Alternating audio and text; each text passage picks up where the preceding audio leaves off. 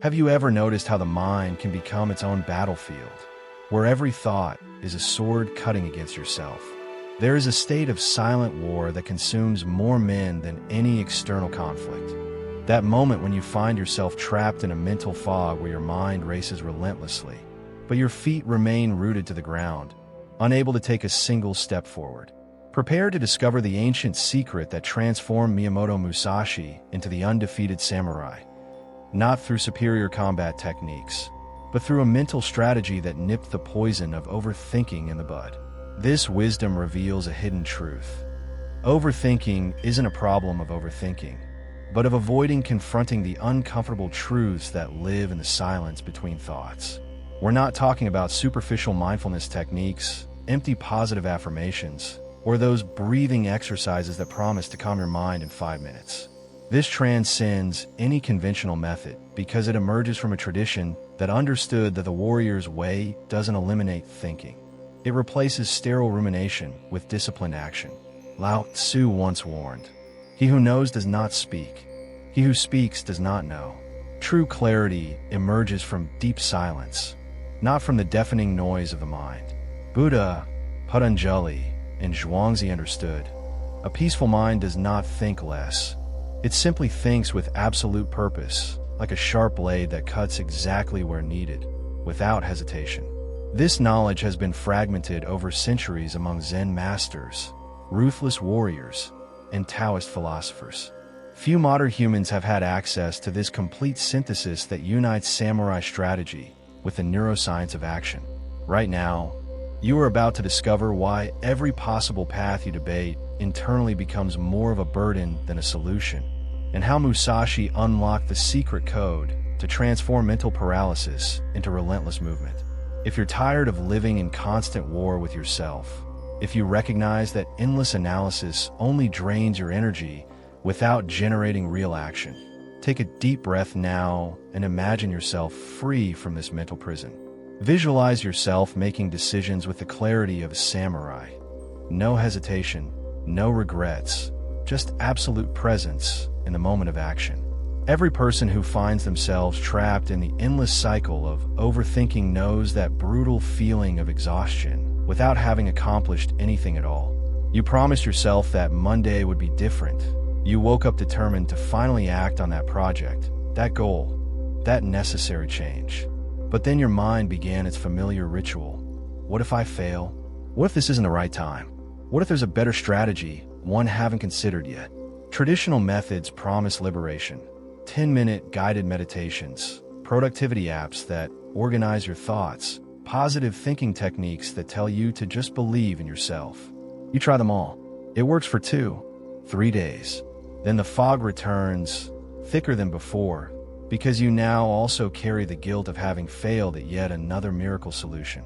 The brutal truth is that none of these approaches address the root of the problem, because they all assume that overthinking is simply thinking too much. But there's a key piece missing from this puzzle. Overthinking isn't the problem. It's a symptom of something much deeper and more frightening. Your mind has created a sophisticated defense mechanism, a mental anesthetic that shields you from the pain of facing real fears that reside deep within your being. Every time you enter the overanalyzing loop, your brain releases cortisol, the stress hormone, which ironically reinforces the neurochemical pattern of anxious thinking. It's a vicious neurochemical cycle. The more you think, the more you have to think to feel like you're doing something. But you're not doing anything. You're just avoiding. On the battlefields of feudal Japan, while other warriors debated strategy and waited for the perfect moment, Miyamoto Musashi completely revolutionized martial philosophy. He fought his first duel at 13 and defeated a seasoned samurai. Not because he had superior technique, but because he acted while his opponent was still analyzing. Musashi taught something that sounded like heresy for his time. The most formidable opponent is not in front of you, but in the doubt that lives within you. He understood that the warrior who hesitates has already lost the battle, not to the external enemy, but to the internal enemy that disguises itself as prudence. Zhuangzi captured this wisdom in a devastating metaphor. When the centipede stops to consider which leg to move first, it forgets how to walk and falls. Andrew Newberg, a neuroscientist who studies meditative and contemplative states, confirmed centuries later what Musashi intuited. Overthinking activates the brain's threat mode, completely shutting down the neural centers responsible for action and decision-making. Your mind literally protects itself from the possibility of failure by preventing you from trying.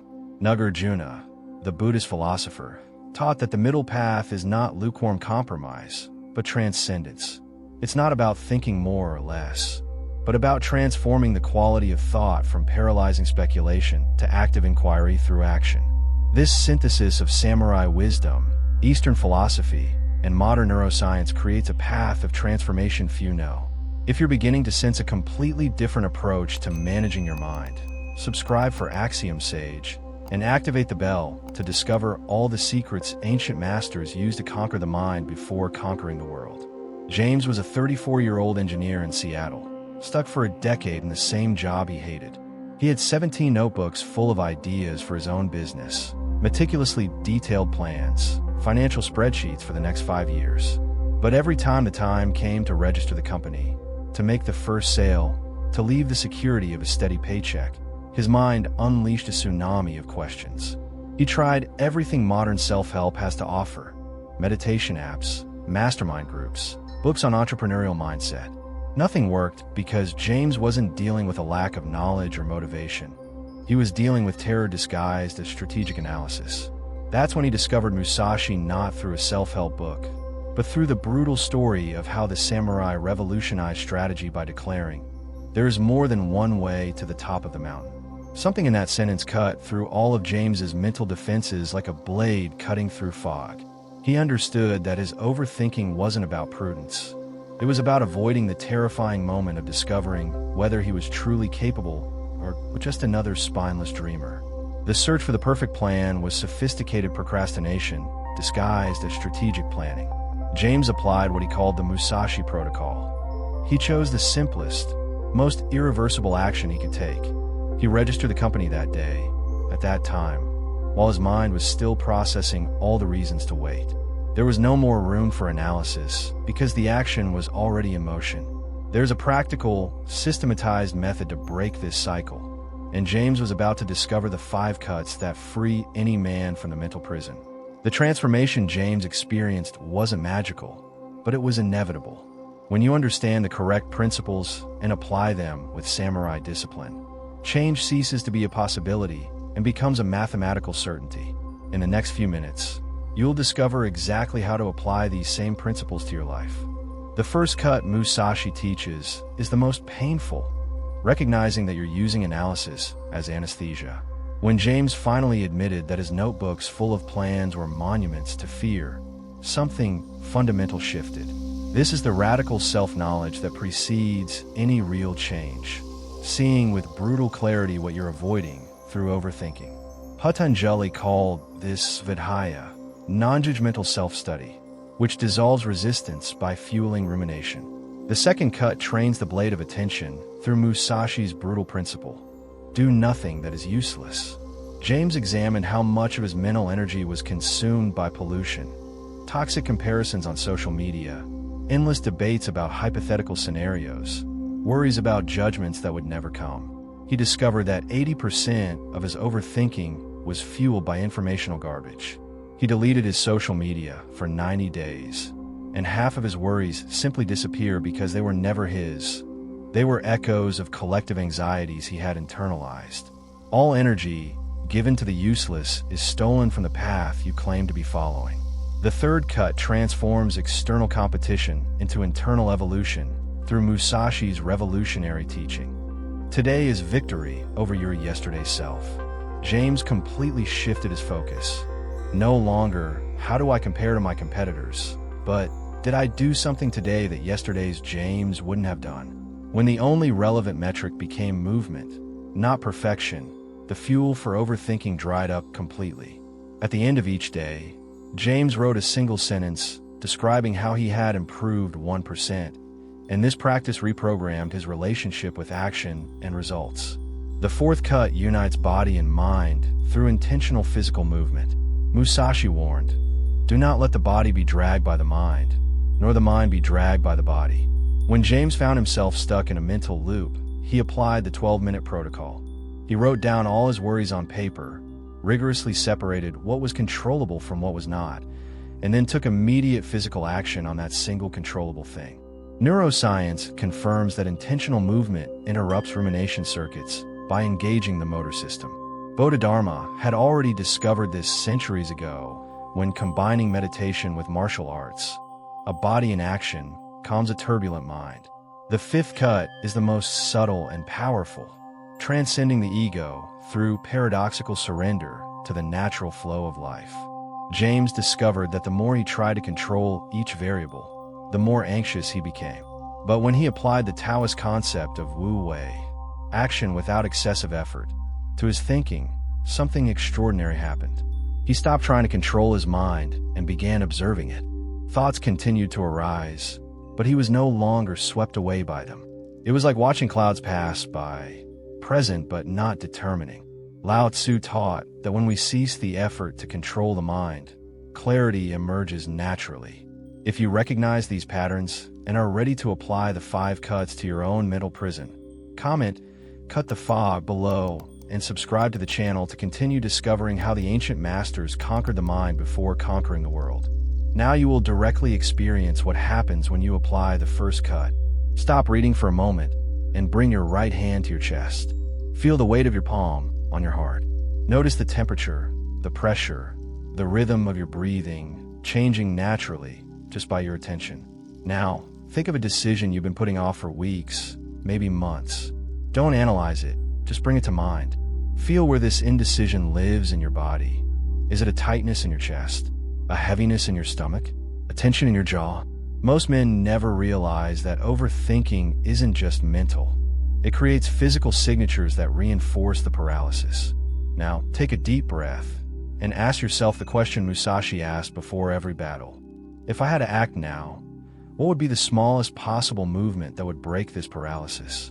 Not the perfect movement, but the smallest possible movement. Feel how something inside you already knows the answer, but your mind tries to drown out that clarity with further analysis. This is the moment of the first cut. The sense of clarity you're experiencing now, that small flash of certainty before your mind starts to debate you again, is what the samurai call it mushin, mindless mind. It's action emerging from emptiness, not from thought. Did you feel it? This is direct proof that clarity has always been available, just obscured by the fog of excess. What you've discovered aren't isolated techniques, but a complete system of transformation that combines 5,000 years of Eastern wisdom with the brutal realities of modern life. Musashi didn't win 60 duels because he had the best sword technique. He won because he understood that the real battle takes place in the space between thought and action, and whoever masters that space masters life.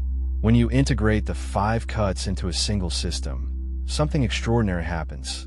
They cease to be separate practices and become a way of being.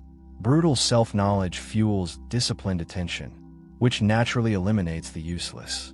Internal competition generates daily momentum, which expresses itself through the body in movement. And all of this happens in surrender to the natural flow, not in resistance to it. Dogen taught that life is the dojo. Each moment is an opportunity to choose action over rumination. James didn't need to drastically change his life to transform his relationship with his mind. He simply applied the 5 cuts he learned consistently, day after day. 6 months later, he had his first client. A year later, he quit. 2 years later, he was earning more than his previous salary. Not because the plan was perfect, but because he finally understood that the path reveals itself only to those who begin walking it. This synthesis of samurai strategy, Taoist philosophy, mental yoga practices, and the neuroscience of action creates a path of liberation that transcends any single method. You are no longer trying to cure overthinking. You are becoming the kind of person for whom overthinking simply ceases to make sense, because your fundamental identity has shifted from one who analyzes to one who acts with clarity. There's one final truth Musashi held that few have fully grasped. All this time, you believed overthinking was a problem to be solved, an enemy to be defeated. But the ultimate revelation is that the mind isn't your enemy. It's just a misguided tool. using all its power to protect you when it should be propelling you forward. The power to transform paralysis into presence has always been within you. You don't need to become a legendary samurai or a Zen master to access this power.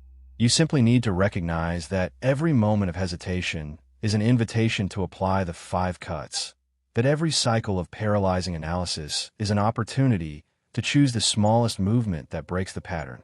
Musashi wrote in his final days, "The path lies in training, not in thinking about training, not in planning the perfect training, but in the act of training itself.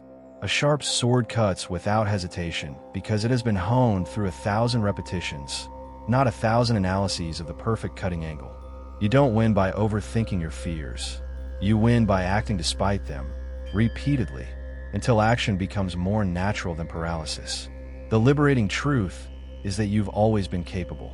The clarity you seek isn't at the end of yet another analysis. It's at the beginning of the next action. There's no future moment when you'll finally be ready. There's only this moment, and the choice to move through fear or remain paralyzed by it disguised as prudence." If something moved within you during this video, if you recognize that you carry the same power that transformed Musashi into a legend, comment action now and share what your first breakthrough will be. Subscribe to Axiom Sage and turn on notifications to continue discovering the ancient secrets that transform ordinary men into warriors of their own lives. The blade doesn't need a scream to cut. It just needs to be sharp and moving. You are already the blade. Now stop polishing and start cutting.